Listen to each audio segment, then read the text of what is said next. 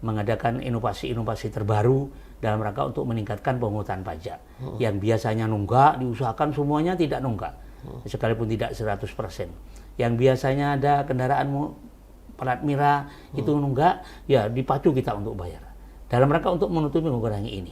Nah, ini kalau nambah opsi pajak baru tidak mungkin. Jadi ini diintensifikasi, ada inovasi-inovasi, ada kegiatan sekarang jemput bola. Jadi datang ke desa-desa, petugas pajak dari provinsi bersama kabupaten, kecamatan, desa, kerjasama. Siapa yang penunggak pajak, saya belum bayar pajak, itu menjemput bola. Nah, sistem pembayaran pajak di Jawa Timur ini dan distribusi dan jasa raharja ini bisa juga melalui sistem digital. Yang disebut digital ini e-Samsat. Samsat ini satuan administrasi menunggal satu atap. Yang di dalamnya itu ada Dispenda, pendapatan yang mengut, ada kepolisian, dan ada jasa raharja. Nah, ini sekarang kerjasama yang baik dan ini sedang sekarang mengadakan inovasi. Artinya e-Samsat ini para wajib pajak tidak harus secara fisik datang ke kantor kepolisian, kantor Samsat. Ini para wajib pajak ini cukup di rumah, angsakan ada internet, angsalkan ada sinyal dan memuaskan, itu bisa langsung bayar. Tidak menyulitkan para pewajib penunggak pajak.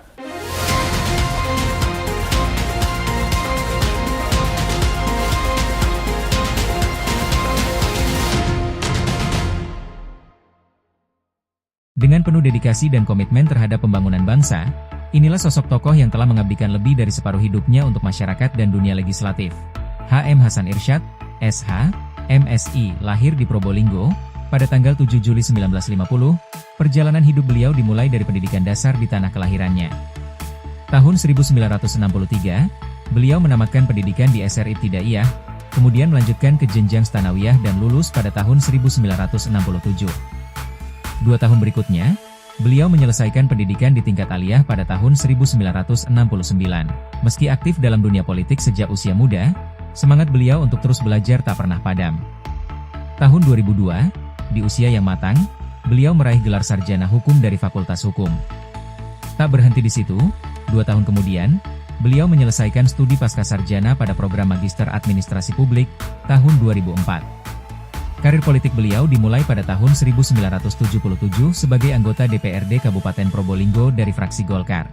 Selama 27 tahun, beliau aktif memperjuangkan aspirasi rakyat di tingkat kabupaten, sebelum kemudian melanjutkan pengabdiannya sebagai anggota DPRD Provinsi Jawa Timur dari tahun 2004 hingga 2029. Tetap dalam naungan fraksi Partai Golkar, H.M. Hasan Irsyad dikenal sebagai sosok yang konsisten, visioner, dan berdedikasi tinggi. Pengalaman panjangnya di dunia legislatif menjadi bukti nyata pengabdian beliau dalam mewujudkan tata kelola pemerintahan yang lebih baik dan berpihak kepada rakyat.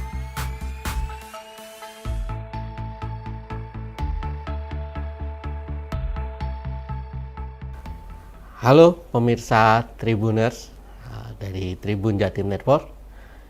Bersama saya Adrianus Adi Nugroho. Nah, berjumpa lagi dengan saya di podcast bersama DPRD Provinsi Jawa Timur.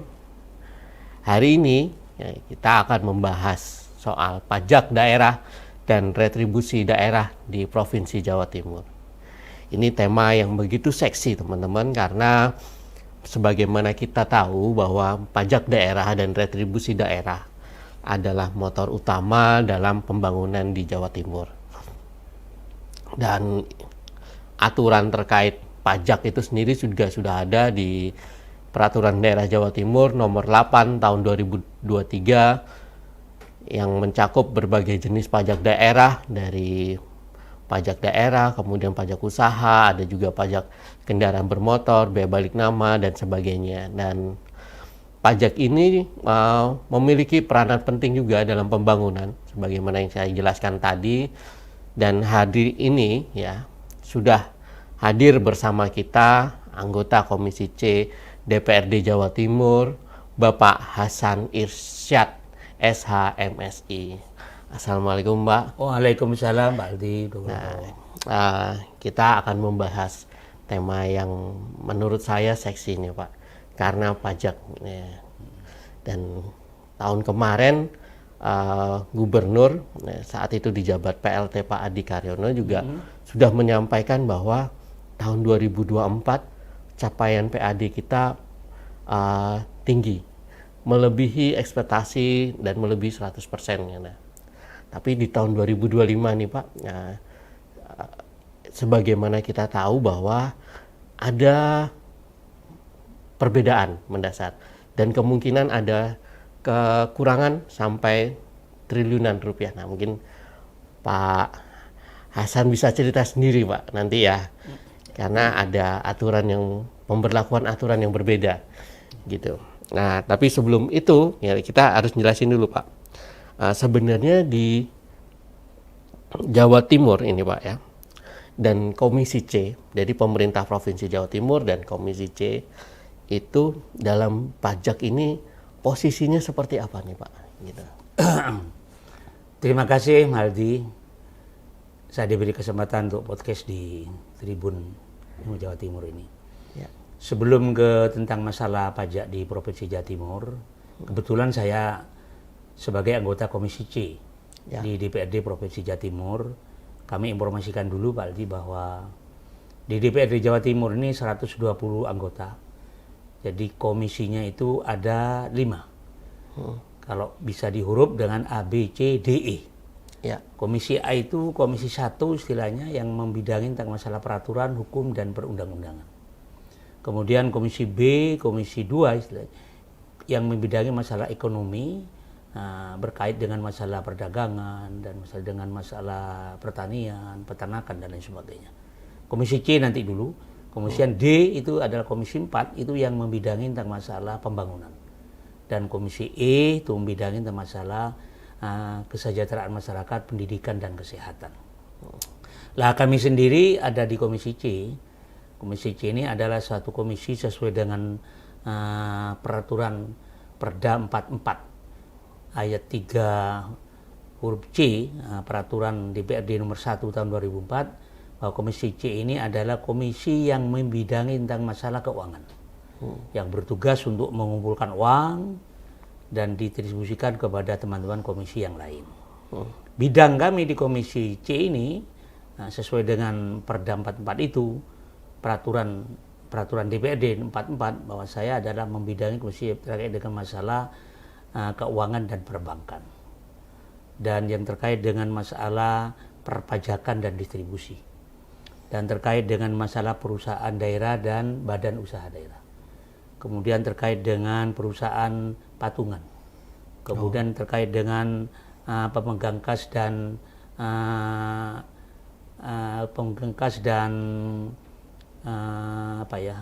penanaman modal. Kemudian yang terakhir itu terkait dengan masalah pengawasan keuangan dan pembangunan. Ya. Itu salah satu tugas Komisi C, Komisi Keuangan yang ada di DPRD Provinsi Jawa Timur. Kemudian betul sekali yang disampaikan bahwa tulang punggung daripada APBD Jawa Timur ini masih didominasi oleh sektor pajak. Kami informasikan bahwa pajak untuk tahun betul yang dijabat oleh Pak PLT tempoh hari tahun 2004 itu sangat, mulai tahun 2001 sampai yang paling tinggi pendapatannya ya lebih 100% ya tahun 2024 ini. Ya. Tahun 2024 ini. Tahun 2024 itu APBD kita, pendapatan di Jawa Timur ini sebesar 35 triliun 400 sekian miliar. Itu dari 35 triliun sekian miliar itu sektor pajak mendominasi.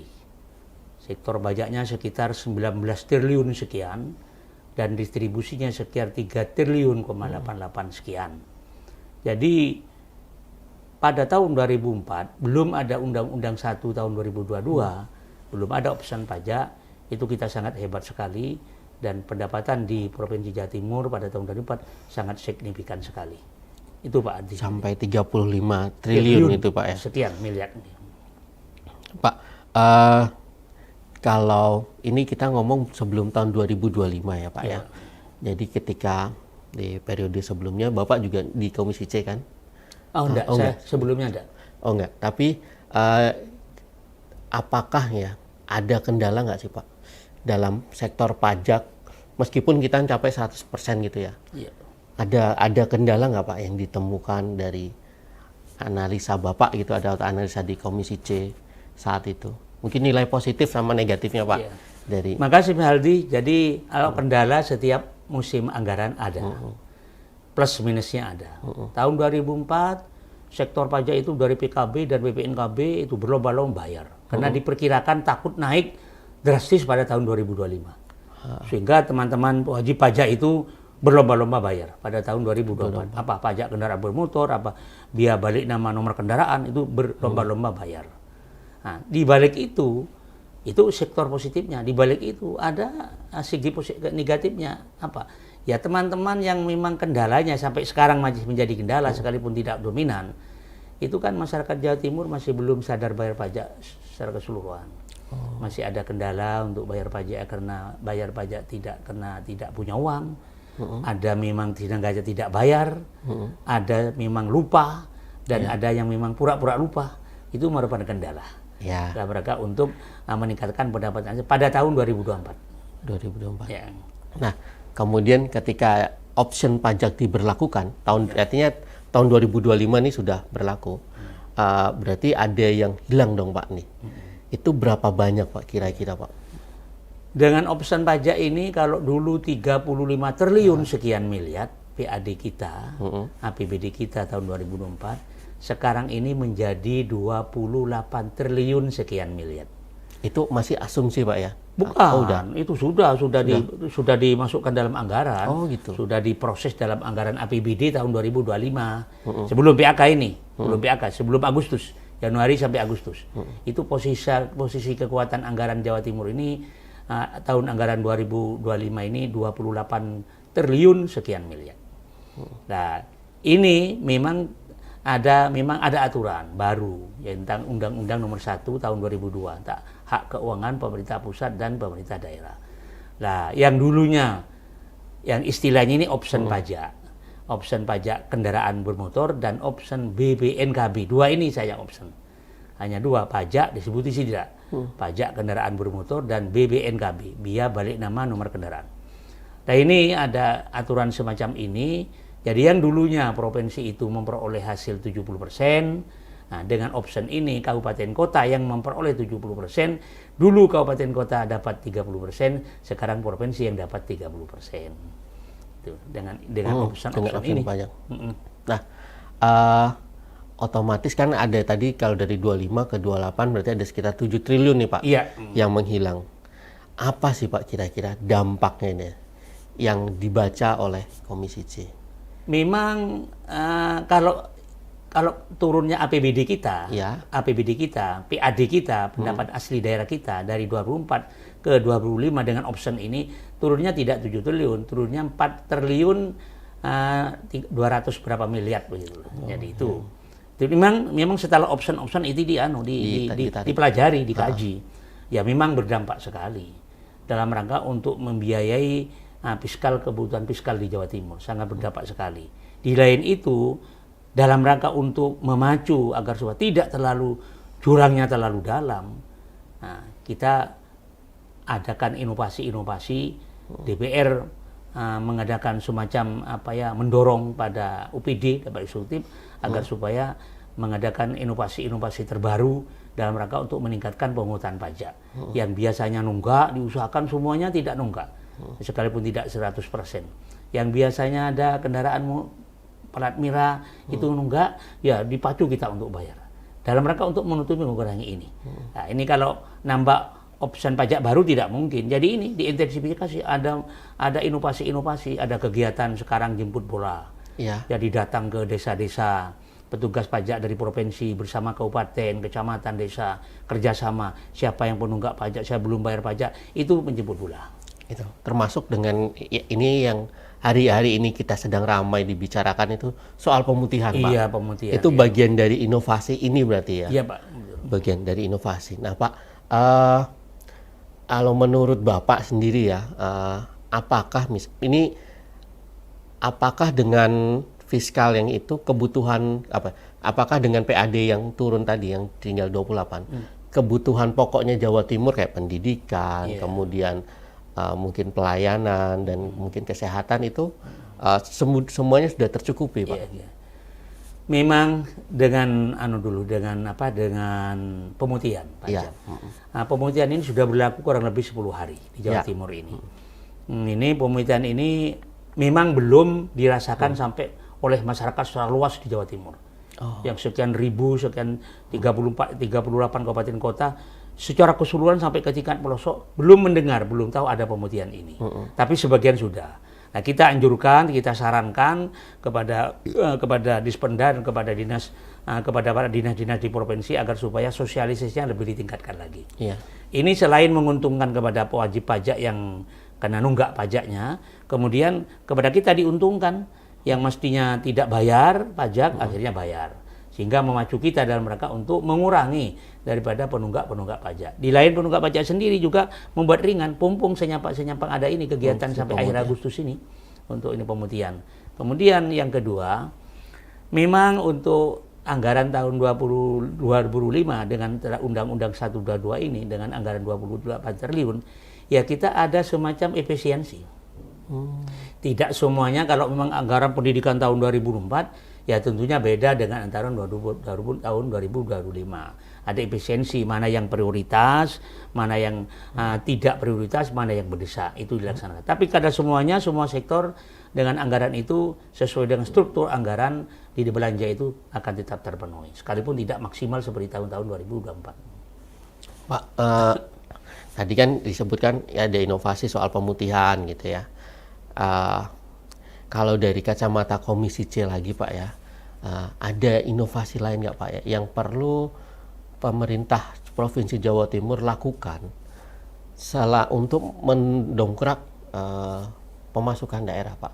Misalnya kayak tadi, ini usaha ini belum banyak nih pajaknya, bisa dipajakin, atau yang dulu belum dipajakin sekarang boleh deh dipajakin gitu, ada nggak, Pak? Sebelum itu jadi inovasi daripada teman-teman Dispenda di Jawa Timur, sekarang ini sedang melaksanakan kegiatan inovasi karena sistem sekarang pembayaran ini sudah melalui sistem digital. Sistem digital yang memang para pembisnis yang bayar apapun itu banyak melalui elektronik digital. Lah, sistem pembayaran pajak di Jawa Timur ini dan distribusi dan jasa raharja ini bisa juga melalui sistem digital. Yang disebut digital ini e-Samsat. Samsat ini satuan administrasi menunggal satu atap. Yang di dalamnya itu ada Dispenda, pendapatan yang mengut, ada kepolisian dan ada jasa raharja. Nah, ini sekarang kerjasama yang baik dan ini sedang sekarang mengadakan inovasi. Artinya e-Samsat ini para wajib pajak tidak harus secara fisik datang ke kantor kepolisian, kantor Samsat. Ini para wajib pajak ini cukup di rumah, angsakan ada internet, angsalkan ada sinyal dan memuaskan, itu bisa langsung bayar. Tidak menyulitkan para pewajib penunggak-penunggak pajak. Oke, Pak, ini berarti kalau gitu misalnya nih saya di Probolinggo, tapi kendaraan saya plat Jawa Timur kan biasa, Pak, kalau orang luar kota bahwa itu bayar pajaknya dari Probolinggo bisa berarti? Bisa. Gitu. Langsung online sekarang bisa bayar. Panjenengan di kendaraannya Ngawi bayar di Probolinggo. Kendaraannya panjenengan di Pacitan bayar di Probolinggo. Dengan e-Samsat itu ya? Dengan e-Samsat ini ya. Nah, tapi apakah misalnya saya datang ke Samsat setempat itu bisa dilayani juga dengan ini? Belum. Misalnya nih, saya kan dari bayarnya lewat e-Samsat gitu. Apakah saya harus ke Samsat setempat lagi gitu, Pak? Enggak. Jadi cukup Samsat itu. Cukup di e-Samsat. Itu termasuk inovasi juga dari Samsat sekarang. Mempermudah dan memperlancar, tidak mempersulit para wajib pajak. Cukup datang ke Samsat yang bersangkutan saja. Oke, Pak. Tapi dari digitalisasi tadi, Pak, selain dari Samsat, ada lagi nggak, Pak, inovasi lain yang sedang dilakukan? Ada, Pak. Jadi sekarang digitalisasi. Digitalisasi ini yang ada kerjasama sekarang ini. Sekarang kan sedang dimarakkan BUMDes, Badan Usaha Milik Desa. Nah, sekarang ini Dispenda ini saya katakan jemput bola. Boleh dikatakan tiap bulan beberapa di kabupaten kota se-Jawa Timur ini dengan disponsori oleh Dispenda Provinsi itu mengadakan rapat di kabupaten kota, mengadakan rapat di kecamatan, mengadakan rapat di desa itu kerjasama dengan BUMDes, dan BUMDes itu orang lebih tertarik, lebih gampang. Saya datang nanti malam saja, tidak usah ke kantor, saya mau datang ke BUMDes. Nah, BUMDes buka siang malam. Nah, ini inovasi-inovasi juga yang dilaksanakan oleh pemerintah Provinsi Jawa Timur dalam rangka untuk meningkatkan gairah pelaksanaan pembayaran pajak dari para penunggak pajak ini. Kerjasama dengan BUMDes, kerjasama dengan adalah nama-nama ada. Oke. Oh, berarti kalau bisa saya simpulkan memang pendapatan pajak di Jawa Timur ini sebetulnya belum maksimal, Pak, ya, karena masyarakatnya belum banyak yang sadar pajak gitu ya. Ya. Kalau maksimal ya memang betul, tapi dari 100% yang sudah sadar pajak kira-kira ya sekitar 80 sampai 85% lah. Tinggal 15% kita motivasi. Tapi bagaimanapun 15% enggak pajak kan juga menjadi miliaran juga. Oke. Pak, kira-kira Pak, tantangan dalam digitalisasi tadi itu apa nih, Pak? Gini, tantangan yang sangat kita rasakan sekarang ini tidak semuanya di beberapa daerah itu ya, itu di Jawa Timur seperti di Pacitan, di Trenggalek, di Kepulauan Pasar Lembu itu, ya, itu tidak semuanya sudah teralirin oleh internet. Jadi ini kendalanya sekarang. Jadi kendalanya ada daerah-daerah yang memang belum belum terkoneksi ya? Belum bisa terkoneksi oleh internet, dan ini kan banyak daerah-daerah itu yang kadang-kala sinyal saja sulit. Nah, ini tantangan satu. Kedua, ya tantangan juga ke depan itu karena sudah kalau digitalisasi di masyarakat kan ya konsekuensinya pemerintah Provinsi Jawa Timur harus selalu mengupgrade, memberikan motivasi kepada para petugas-petugas agar supaya betul-betul terampil dalam rangka untuk memanfaatkan digitalisasi ini dan proaktif untuk menjemput bola. Oke. Nah, Pak, jika kasusnya seperti itu, kenapa nggak dari Provinsi Jawa Timur membuat pajaknya itu salah satunya untuk membuat digitalisasi di daerah-daerah yang koneksi internet gitu loh, untuk pembangunan daerah setempat gitu. Nah, itu memang dirintis. Untuk ke depan dalam rangka ini kan inovasi baru-baru, inovasi baru ini dalam rangka untuk ini. Mungkin kalau memang sudah optimal seperti ini ya tidak perlu. Tapi kalau memang diperlukan jangka ke sana ya ini sudah memang dalam rangka rintisan juga oleh jajaran Dinas Pendapatan Daerah untuk digitalisasi dan untuk ini, untuk memperbanyak sinyal-sinyal di daerah ini. Ya. Oke. Pak, apakah ini ya, ini kita baca selain dari pajak motor tadi, pendapatan terbesar keduanya itu dari mana, Pak? Yang kedua setelah dari pajak itu distribusi. Distribusi ini pada tahun 2024 insya Allah sekitar 3 triliun sekian. Tahun 2025 ini hanya menjadi 2 triliun sekian. Dana transfer juga, tapi dana transfer ini ya, yang dari 11 ini dari pusat itu dana transfer yang sudah ditentukan untuk peruntukannya, tidak hanya transit saja di provinsi itu. Yang besar kedua adalah distribusi. Itu retribusi apa, Pak? Dalam distribusi ada distribusi izin usaha, ada distribusi perizinan tertentu, ada distribusi ya itu seperti distribusi izin usaha seperti ini, seperti distribusi kesehatan, distribusi rumah sakit itu jumlahnya kalau tidak keliru sekitar tahun 2004 itu 1,7 triliun barangkali. Yang terbanyak ya? Iya, terbanyak. Ada nggak Pak rencana untuk meningkatkan retribusi itu atau? Kita meningkatkan pajak dan distribusi, membuat pajak baru, distribusi baru ya. Itu harus sesuai dengan aturan yang lebih tinggi. Kalau memang boleh katanya aturan yang lebih tinggi boleh. Satu. Kedua, harus aspiratif. Masyarakat terbebani enggak kalau ada pajak baru dan distribusi baru-baru ini. 3, sejauh mana menguntungkan pendapatan asli daerah kalau ini diterapkan. Nah, ini jadi tidak sembarangan kita mengut distribusi, buat perda untuk distribusi ini, buat perda untuk pajak ini, tidak. Jadi kita melihat secara konstitusional kita melihat kepada aturan yang lebih tinggi, kemudian menguntungkan enggak kepada masyarakat dan bagaimana keuntungan terhadap pemerintah provinsi itu sendiri. Oh, berarti kalau melihat strukturnya berarti yang paling memungkinkan untuk ditingkatkan memang dari pajak kendaraan bermotor tadi, Pak ya? PKB dan BPNKB. Ada beberapa pajak yang perlu ditingkatkan. Salah satunya PKB, Iya. BPNKB, PBBKB, pajak bahan bakar kendaraan bermotor. Nah, kemudian BAP, pajak alat berat. Kemudian PAP, pajak air permukaan. Ada pajak rokok. Kemudian ada pajak option pajak, BLB. Ini yang baru ada. MBLB ini. Itu apa tuh pajak? Pajak mineral bukan logam dan bukan batuan. Oh, Seperti di Tengger, mohon maaf, di mana di Tengger itu kapur. ya. Nah, itu kena. Kemudian ada pasir putih di Bondowoso, itu kena. Nah, seperti tanah-tanah yang uruk tol, itu kena itu. Jadi bukan batu, bukan logam. Batu bukan logam. Dan itu sudah diterapkan nih Pak? Sudah diterapkan. tahun 2025 Januari, tanggal 5 Januari diterapkan di Jawa Timur. Gitu, Jawa Timur.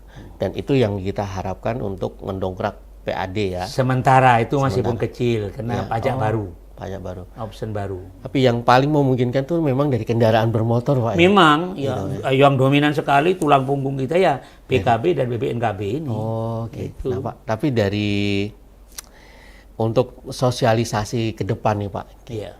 Karena kan ini juga aturan baru tentang option baru tahun 2025. Otomatis kita perlu banyak belajar ya kan. Betul, ya. Dari pandangan Bapak ya, apa nih Pak yang kira-kira perlu dibenahi?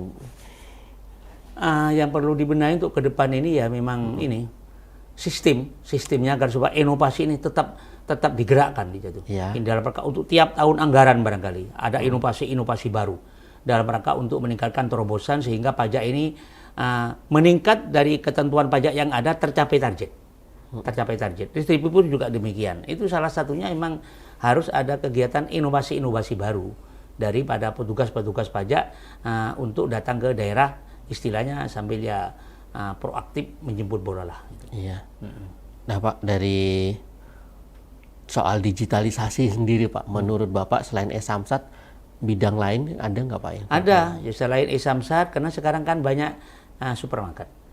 Ya. Sekarang banyak Indomaret, banyak minimarket. Ya. Jadi kalau tidak ke e-Samsat, teman-teman pada saat itu yang Indomaret itu sekarang kan tidak hanya di kota, bahkan sudah menyebar ke pedesaan. Itu bisa datang ke datang ke Indomaret, datang ke minimarket, transaksi di sana juga bisa. Itu salah satu terobosan selain datang ke e-Samsat ini. Oke. Tapi dari bidang retribusi gitu misalnya Pak, itu sudah didigitalisasi juga ya Pak? Tidak hanya pajak juga retribusi juga kemudian biaya ini. Jasa harja juga ini itu udah didigitalkan. Ya. Oke. Terus ini Pak, dari menurut Bapak ya, apa sih Pak usulan dari Bapak ini agar pajak di Jawa Timur dan retribusi ini bisa meningkat Pak dan kira-kira tidak menambah beban dari masyarakat nih Pak? Iya. Seperti itu tadi sampaikan, harus ada inovasi dan tidak menaikkan pajak lah, tidak usah menaikkan pajak. Pajak yang sudah ada memang ini yang nyantol, yang belum selesai 100% di masyarakat, di wajib pajak, ini diintensifkan cara penagihannya. Ini diintensifkan dengan cara tadi itu. Nah, sekarang banyak inovasi agar supaya masyarakat tidak sulit, masyarakat pewajib pajak jangan diberi tugas yang berat, harus gampang dan murah. Gampang, mudah, murah. Itu masyarakat untuk itu. Itu kalau inovasinya itu dilaksanakan, masyarakat mau datang ke e-Samsat. Tidak datang ke e-Samsat, datang ke Indomaret, tidak datang ke BUMDes, ada BUMDes. Itu sudah merupakan inovasi daripada ini dalam rangka untuk meningkatkan pendapatan daerah. Insya Allah bisa tercapai kok. Insya Allah. Total 28 triliun ya. Iya, tapi itu yang pajaknya hanya sekitar 12 triliun sekarang. Pajaknya hanya 12 triliun. 12 triliun, distribusinya 2 triliun. Itu tahun 2025 ini. Oh, berarti masih. Tapi ini pasti tercapai lah Pak ya. Karena ini Mas Alati, sekarang ini rata-rata di kabupaten kota waktu saya kunker ke bawah itu sudah mencapai di atas rata-rata 50% ke atas. Yang ditargetkan ini. Iya. Pak, mumpung Bapak cerita tadi datang ke kabupaten kota ya. Iya. Ada pengalaman Bapak nggak waktu Bapak cerita ini ada pemutihan loh Jawa Timur Tonggo dimanfaatkan gitu. Iya. Memang kita mau Pak, kita dorong, kita sosialisasikan. Kita tanya, Pak, sejauh mana kepada Dispenda UPT, UPT setempat di sana. Bagaimana Pak masalah pemutihan ini? Iya Pak, sudah sana. Ya apa? Ya sudah mulai ada peningkatan masuknya. Ada sekian dari 48% menjadi 51%. 50% menjadi 52%. Setelah istilah pemutihan itu ada pemutihan. Itu hadiah dari pemerintah Provinsi Jawa Timur untuk diadakan pemutihan. Tapi belum masyarakat semuanya.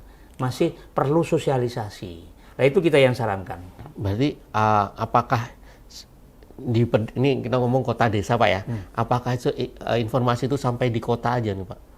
Ya sebagian di kota, sebagian besar, tapi ada juga sampai ke masyarakat. Seperti di desa saya. Ya.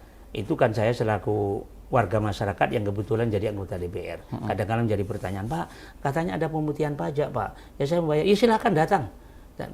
Silakan datang. Saya sarankan jangan pakai maklar segitu kan. Datang sendiri saja ke sana. Ya ada kenyataannya sekalipun jumlah hanya berapa ratusan saja. Tapi kalau orang banyak kan harus jadi banyak juga.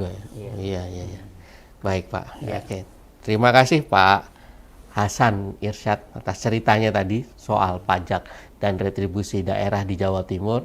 Tadi kita udah cerita dapat banyak. Kita mudah-mudahan lah target 28 triliun itu tercapai karena itu untuk kebutuhan fiskal kita dan pajak ini juga sangat bermanfaat untuk kebutuhan pembangunan di Jawa Timur, jadi tolong dimanfaatkan teman-teman dan terima kasih kita sampai jumpa di podcast berikutnya bersama DPRD Jawa Timur. Terima kasih, sampai jumpa. Terima kasih banyak Pak.